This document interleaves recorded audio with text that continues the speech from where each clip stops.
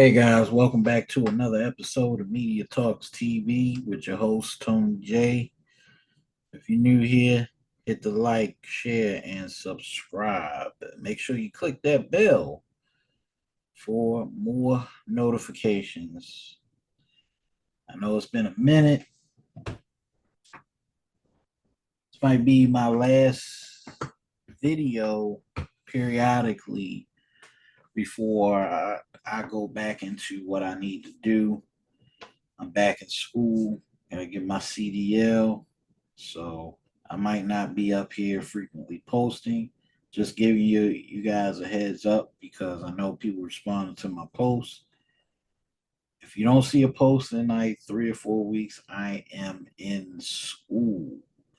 So I guess I can say right now I'm in a intense focus mode. So I won't be posting a lot frequently as I did during the summer months. So y'all gonna have to wait. When I had the time, I'll post some more videos up. You never know. But I'm not gonna be posting as frequently as I did. So take it as a sign that I'm busy. I'm in school again. So let me jump right into it. P. Diddy has been arrested. I know I did a previous video of P. Diddy and the videotape that was back in May.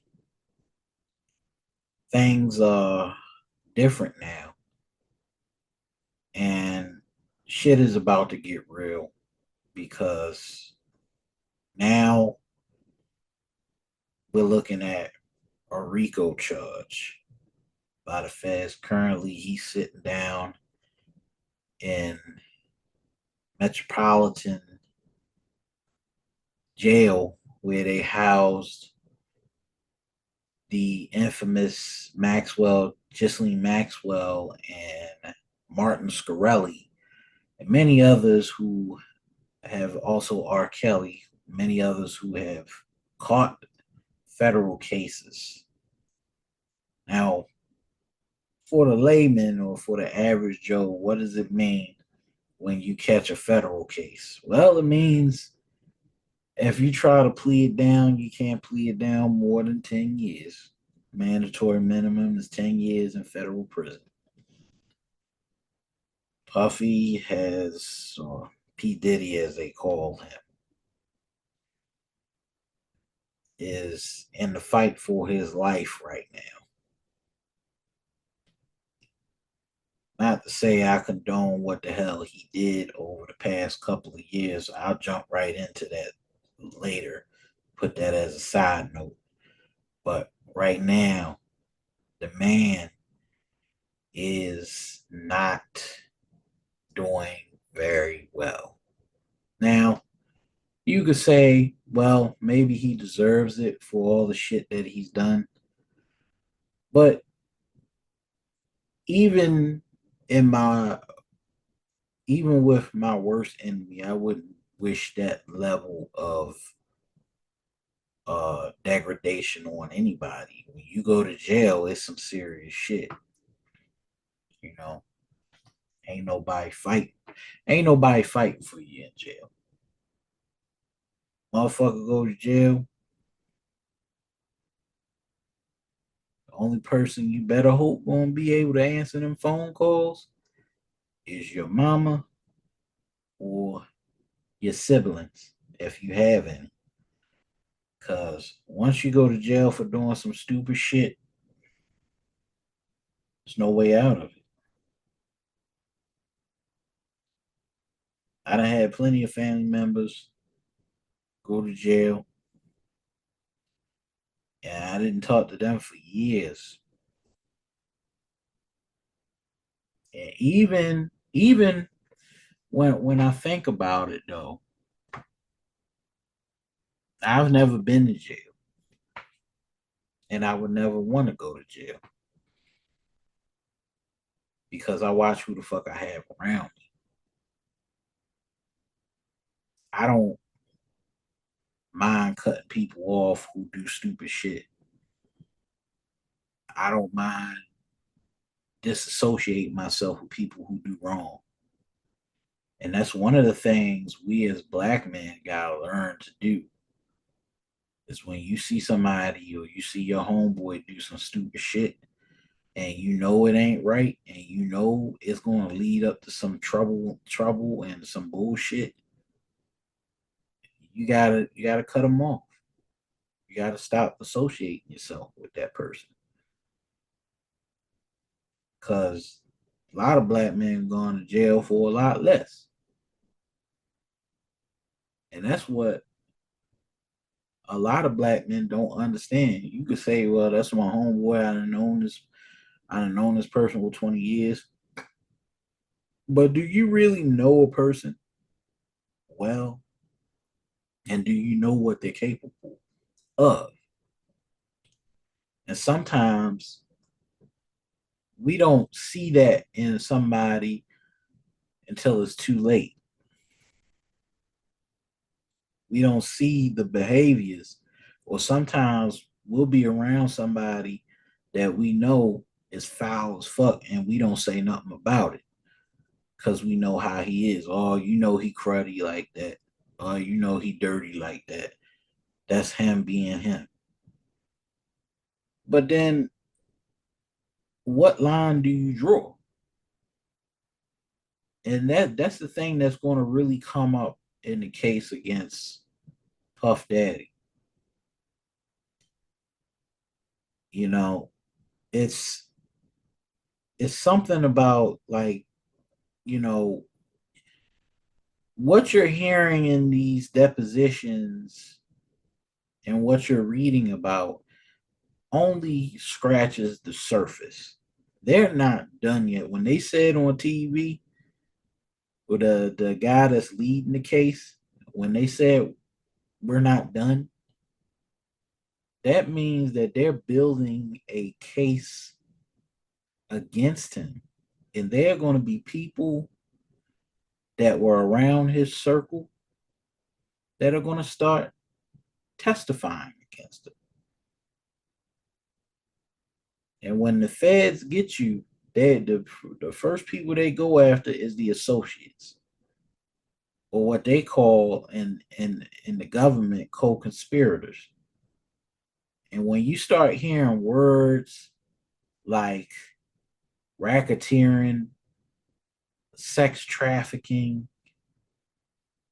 running a criminal organization, a criminal enterprise, when feds start saying that shit, you are in a hole that you can't get out of.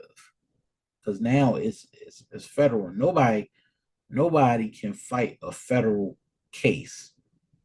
When I think about how this is going down, it kind of takes me back to Murder Inc. and the record company, and how because they associated with a known drug dealer, that the feds started watching Irv Gotti and making themselves following him and building the case against him. And it was crazy as shit. And even though he was innocent, the mark of it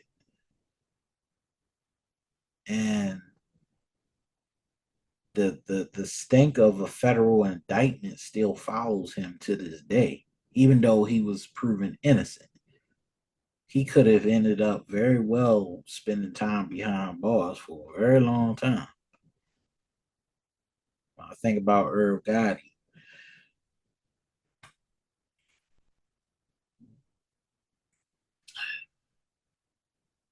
when I think about Bad Boy, and when we think about Puff Daddy, all his associates, you're talking about 32 years worth of information that's about to get spilled out. And whoever was associated with Puffy, they gonna start cutting some deals. Motherfuckers is gonna start talking. And you're not gonna hear the last of it. This is just the bare minimum. Okay? This is just the bare minimum. You know how this shit goes. You know how it goes. There's a reason why the FBI created RICO statutes, because when the mob during the 70s and the 80s, they were trying to get John Gotti, they kept trying to build cases against him. This also goes back to Giuliani, because Giuliani was the Attorney General of the United States at one point. So he has a hand in creating that law. When you're trying to build a RICO indictment against somebody, there was a time when the feds were trying to get John Gotti, and they couldn't get John Gotti on anything. And then when they telesurveilled him and they built tapes up on him that he killed a known associate of the mob, that's when they got him. And that's where the origin of the RICO indictment comes from. It, and it also goes back to Johnny Brasco. You know, I mean Donnie Brasco, excuse me, Donnie Brasco, and the whole thing. And you notice with all the music that Puffy has created, Biggie and Puffy have created, they always try to associate themselves with mob-like figures. And I mean, let's really connect the dots here. Let's really connect the fucking dots, because I don't think y'all listening to me. I don't think y'all listening. Back when they created Junior Mafia, back when they said certain shit on records, and we didn't really pay it no mind, because we thought, well, this is who Biggie was. He was a character, but he always tried to fashion himself as a mob like figure. That's why he created this shit called Junior Mafia, you know, and that whole song, that old song, More Money, More Problems. When he said BIGPOPPA, no info for the DEA. And it's crazy because Big was a drug dealer at one point. We don't think about that. We don't think about how the personas that Puffy and Biggie were creating were kind of associated with mob like mentality. So it's going to come a reason why the business was run. The Puffy ran the business the way that he did, and sometimes we don't think that the people that do the most ruthless shit, they don't have the most grimy images. When we assume for a very long time that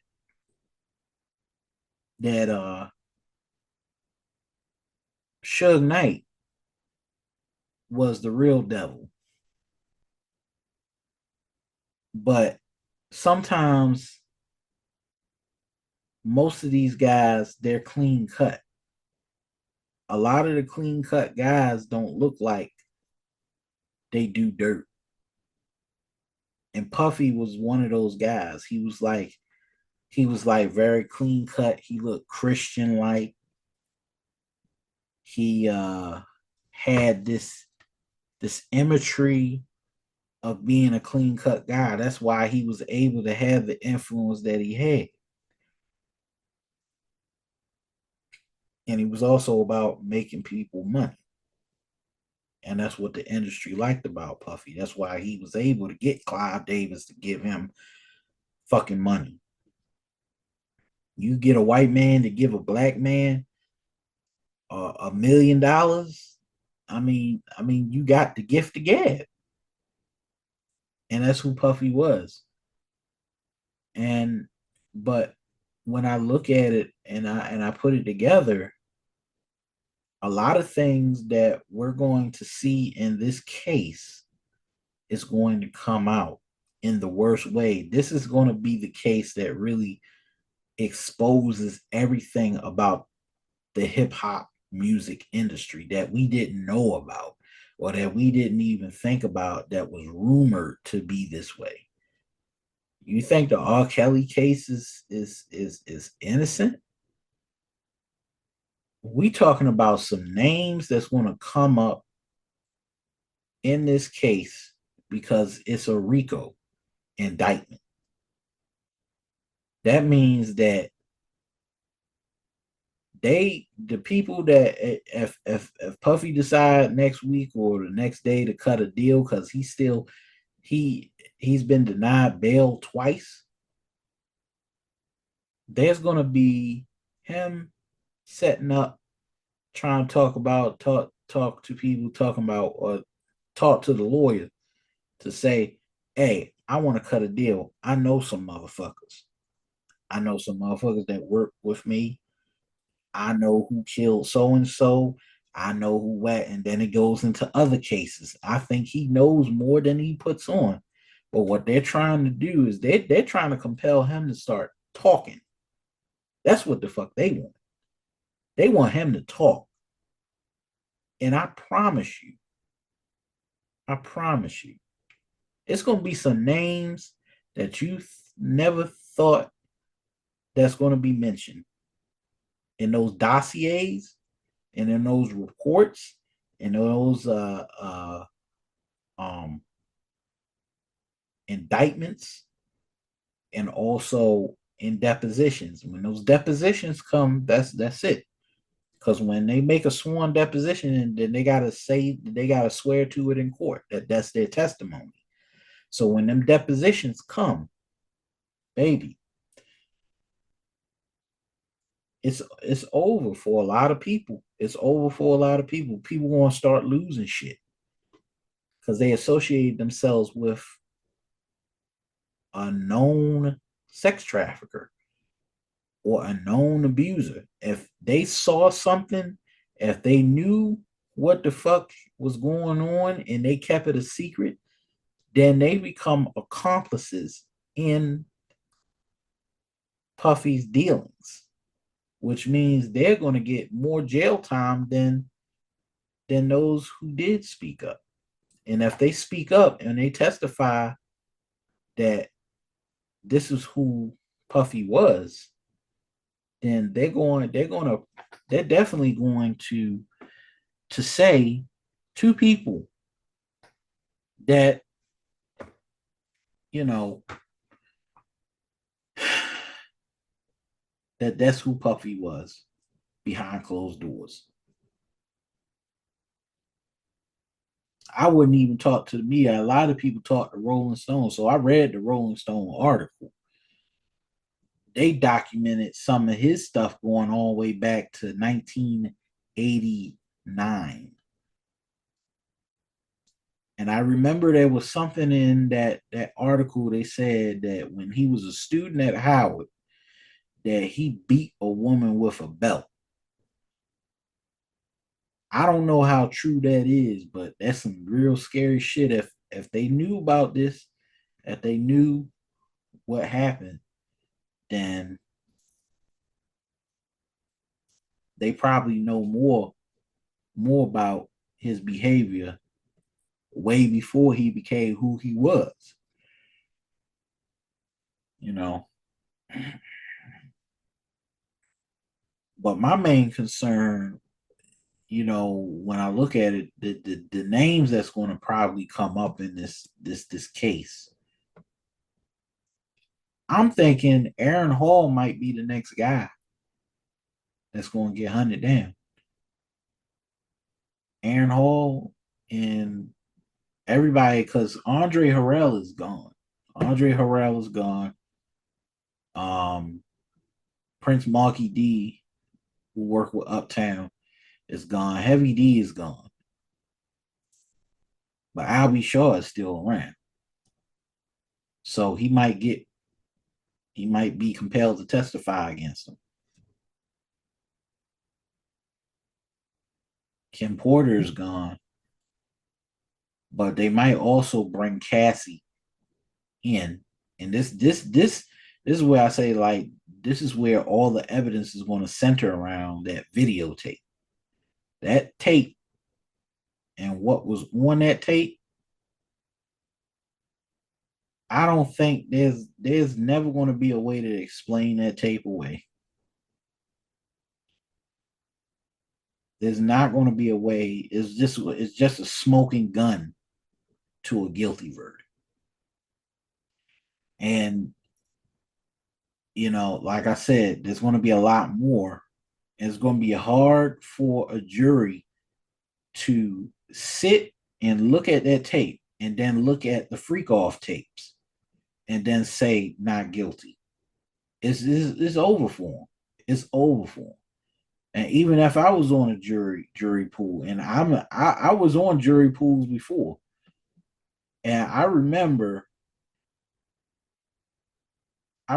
there was a time where 12 jurors, I was the last hung jury in the room, and they compelled me to try and find them guilty. And I remember, even though I wasn't so sure about the verdict, I had to stand in line with the rest of the jurors. So there's going to be people that's going to look at that tape and look at the freak off tapes as well. They're going to watch this stuff. Some of them aren't going to be able to handle it.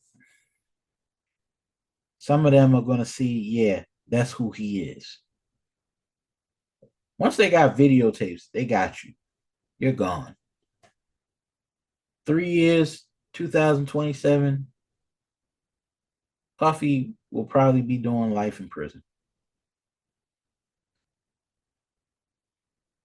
Some of this shit is coming full circle. But with the Aaron Hall situation, they're going to bring up Aaron Hall.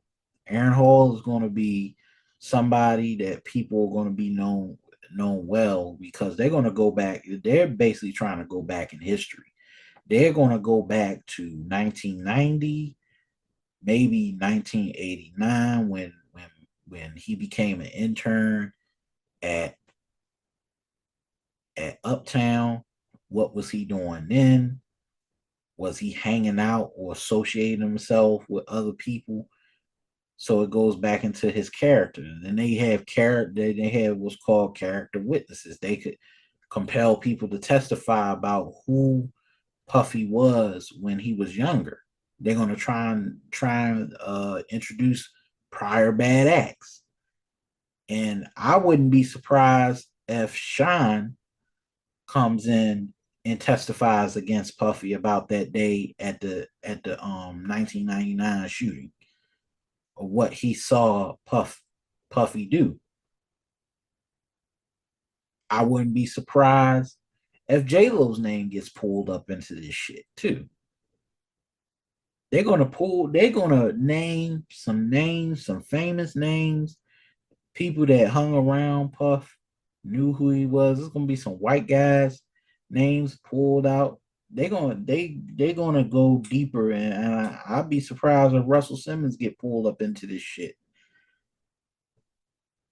His ass all the way in Bali, because he knew what the fuck was up. He sniffed it out. He sniffed it out and he got the fuck out of the United States because he ain't want to go under the he didn't want to go under the microscope. So he did small. He in Bali doing yoga and shit. But but you know that first name Aaron Hall, I was like, you know what, Aaron Hall is next. His ass is next because they're gonna try and connect what he did while he was an intern at Uptown Records. They're gonna talk about him. They're gonna have him try to testify. Then it's gonna be the that concert that he did at. They're gonna bring up the concert that he did at in 1992 where all them people got trampled. They're gonna bring that shit up. And they're gonna bring up, of course, the incidences with you know Puffy and Suge and how they bumped heads. It's gonna be a lot of motherfuckers coming at. It's gonna be a lot of motherfuckers coming after him. And I don't doubt that this shit might come full circle to figuring out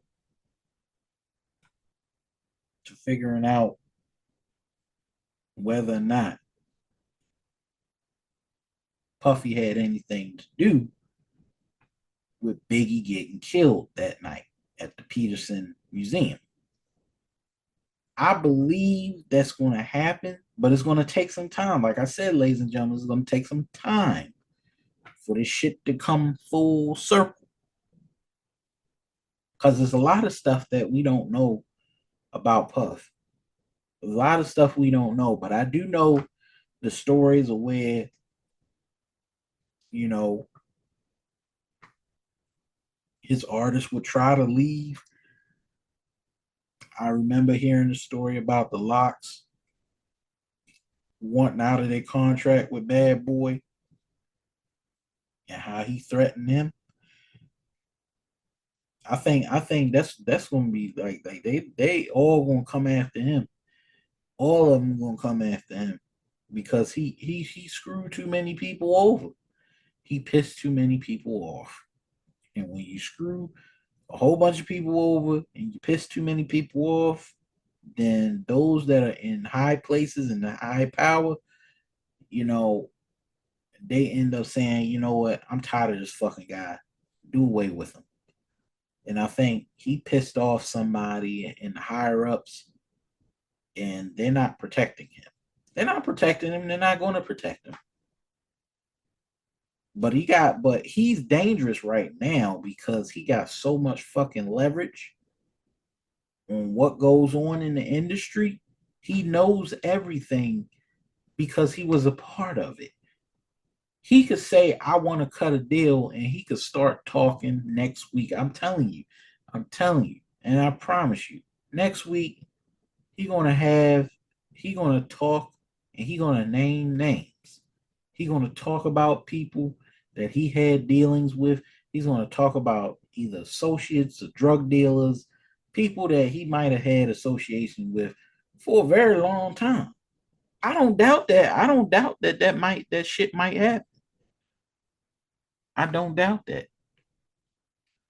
But when I listen to some of the music that he's done, you know, even the stuff that he did with Biggie, it was always questionable to me. It was always a lot of homoerotic shit going on in his music. And I never really pointed it out. I never really thought about that. I remember listening to Ready to Die, and I remember there were a few things that I kind of found odd about Ready to Die. But the one thing that I think the Life After Death album was the one that really got me because when I listened to the track What's Beef, and I remember Biggie mentioning C Gutter. I remember Biggie mentioning a lot of associates in his songs. And I remember this lyric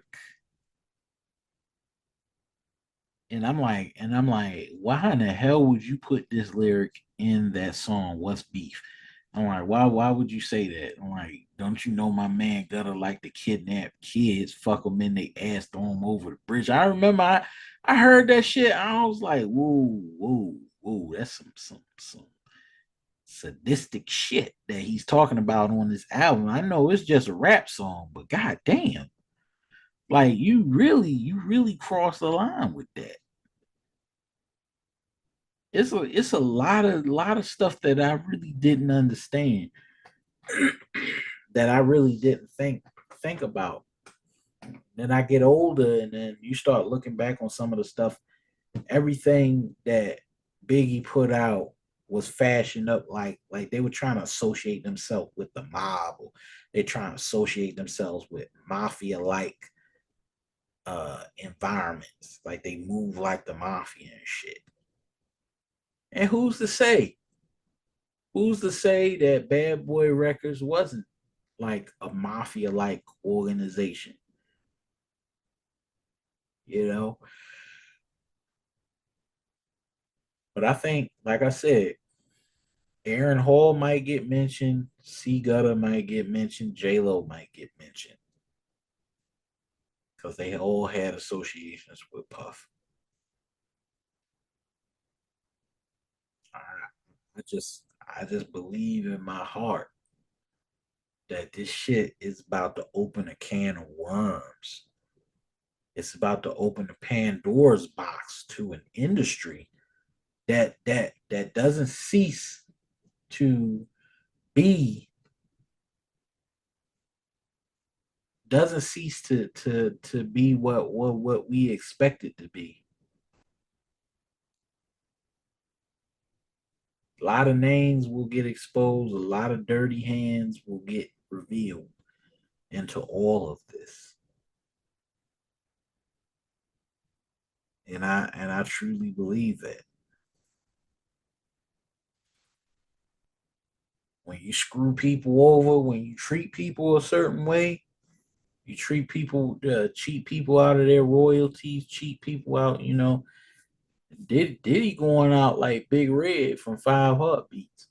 That nigga's going out like Big Red. And if he had anything to do with Biggie's killing as a co-conspirator, that's gonna get that's gonna get put out too. I think Keefy D got more shit than what he puts on. And I think they're gonna compel him to testify. They're gonna say, I want to cut a deal. I want to testify against Puff. And then it becomes a murder charge. I think that's it's a possibility that shit might happen. He the Black John got it. Just like that. Take that, take that, take that. Shit. But man, I just wanted to make this brief, man. But thank you for tuning in to Media Talks TV. I'm your host, Tony J. Be sure to stay tuned, and I'll be posting maybe later down the line, but I'm not gonna be posting as frequently as I should be on this channel, because I'm busy trying to make some money for myself, for real. But thank you for tuning in. Thank you for subscribing to Media Talks TV. I put in a lot of work to get to where I am, you know, and I'm grateful for the subscribers that I currently have. I want to start doing some live shows. People will tune in, but I don't think I'm gonna get there until maybe I have like 200 or 300 subscribers. But that's my ambition. But you know, I have to set this aside and focus on trying to get my CDL, and that's just my main focus, man. But I'll see you back on here a while. Thank you for tuning in. I'm Tony J, and I'm out. Peace. Have a nice weekend.